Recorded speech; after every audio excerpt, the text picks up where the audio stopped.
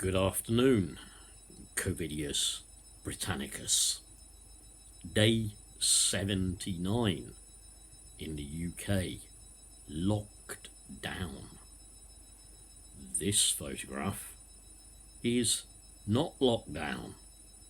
This is Americans protesting, not the death, but the murder by police officers of George Floyd. They're not protesting a death, they're protesting a murder. Now, if you look at that for any length of time, obviously you will see them being sprayed with CS gas. We know they're using rubber bullets as well. Rubber bullets, by the way, militarily, I seem to remember when the 1970s were on. I think they're called baton rounds. Yep. And it's change.org. There is a petition on change.org, I should say. Suspend UK export of tear gas and rubber bullets and riot shields to the USA. Let me tell you something. It's a story. Yeah. When Mrs Thatcher was in, now that's a long time ago, many years ago. Those of you from my generation, us boomers, may remember her as Thatcher, the milk snatcher, because she snatched the milk from school kids. Yeah, when she was her sort of typical Victorian spinster type self, probably only a few years after I'd moved up to secondary school. And I used to get school milk. I was actually once, I believe, a milk monitor. I had to collect the bottles. Yeah, you got your little quarter pint or whatever of milk and put your little straw in and you drank it at playtime. Yeah, everyone had school milk. Yeah, until Thatcher came along. And just like the Tories take away free school meals, Maggie, dear old Maggie, out, yeah, took them away. Didn't think they needed him anymore, really. Didn't help, didn't need them, cost them too much.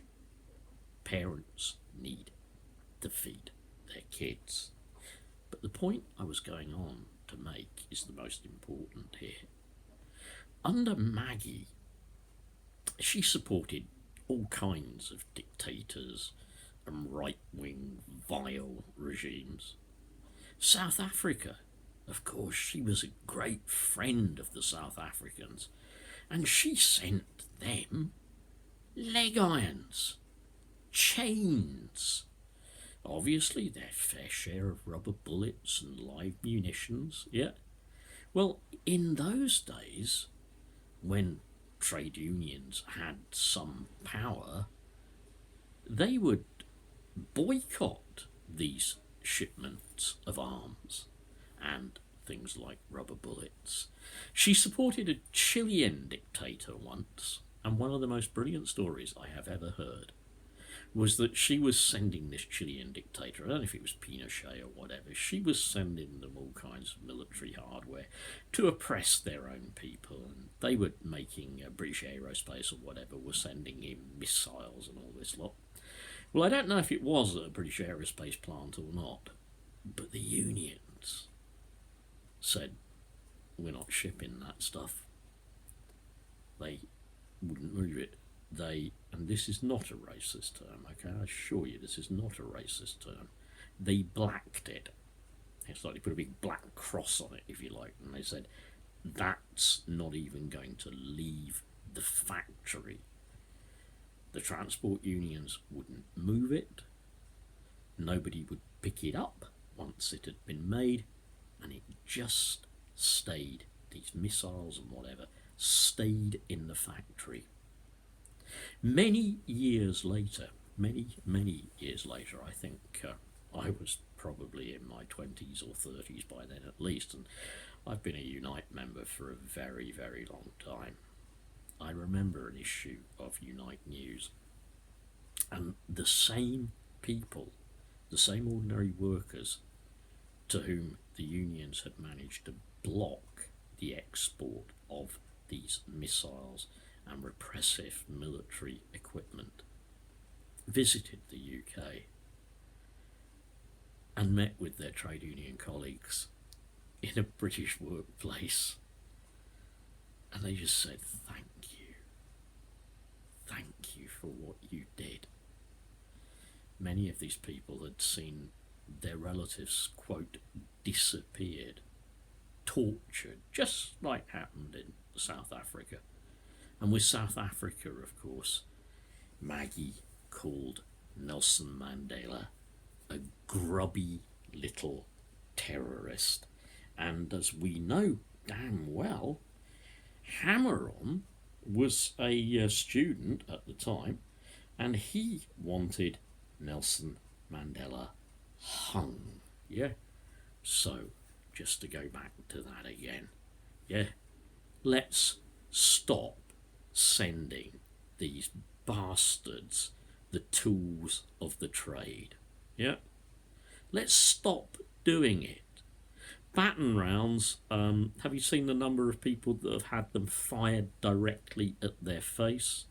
Have you seen the people that have lost the sight or eyes?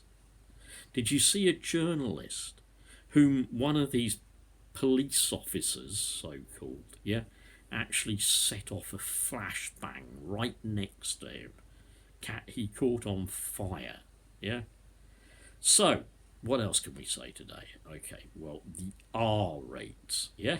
Certainly I believe in Liverpool, certain parts of Liverpool, it is past 1.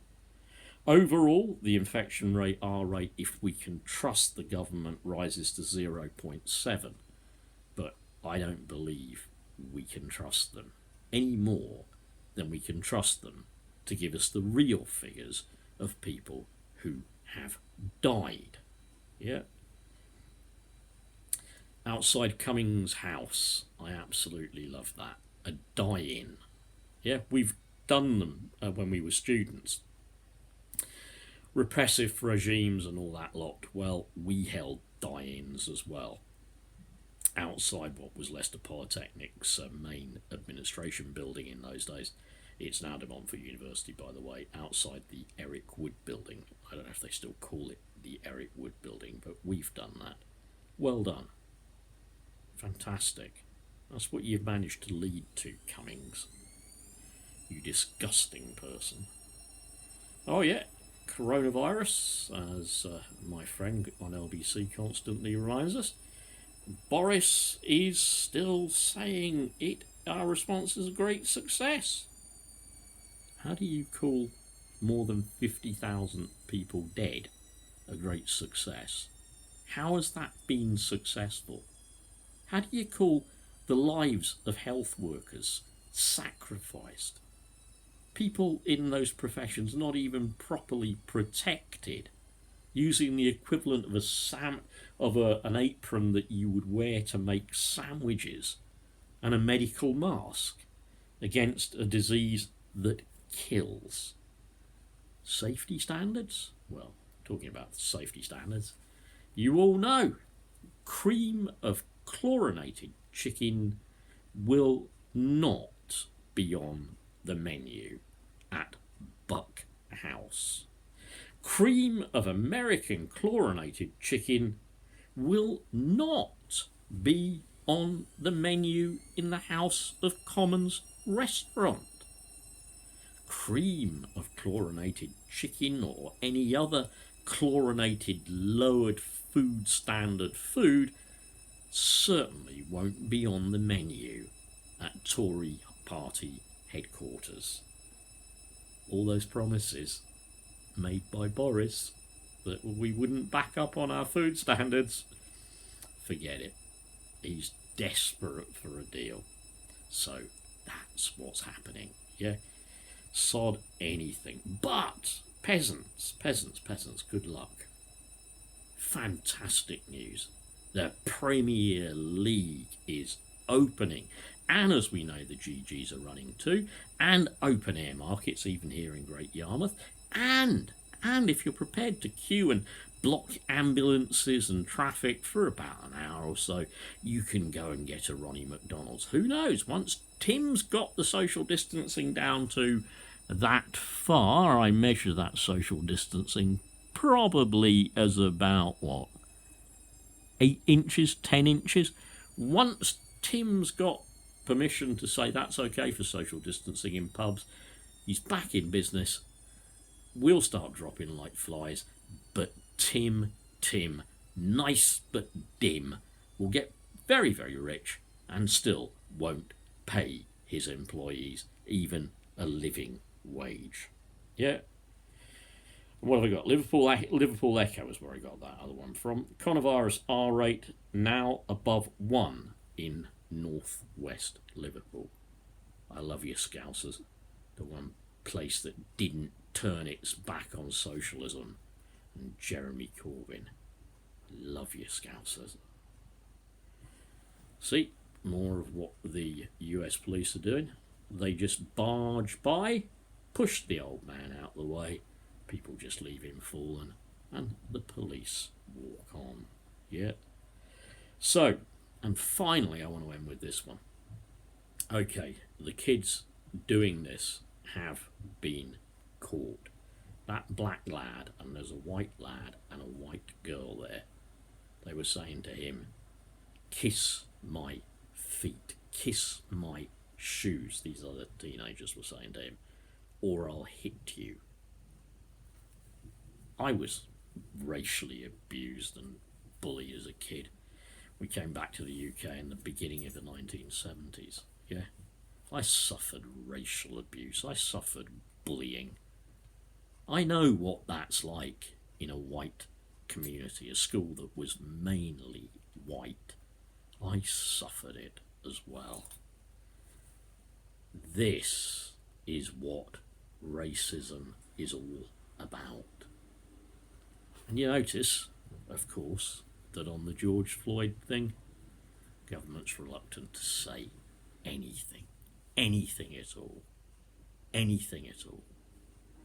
A country governed by a racist, a homophobic, an Islamophobe, a country governed by a rich, eaten elitist. No wonder they don't say anything. As far as they're concerned, Trump, in their eyes, and his use of the police and whatever, is quite right. I expect there are Tories cheering every time the police go in hard, and especially every time they injure or hurt or even kill a black person. There are racists in the Tory party cheering them on. Yeah, that's what they want. Anyway, stay safe. Don't believe anything the government's telling you, because it's all complete lies. Well done if you're still keeping your kids at home. That's a message they're getting loud and clear now. Well done. Look after each other, support each other, and fight to protect each other. That way, we'll not only survive, but we'll be working to make a better world for all.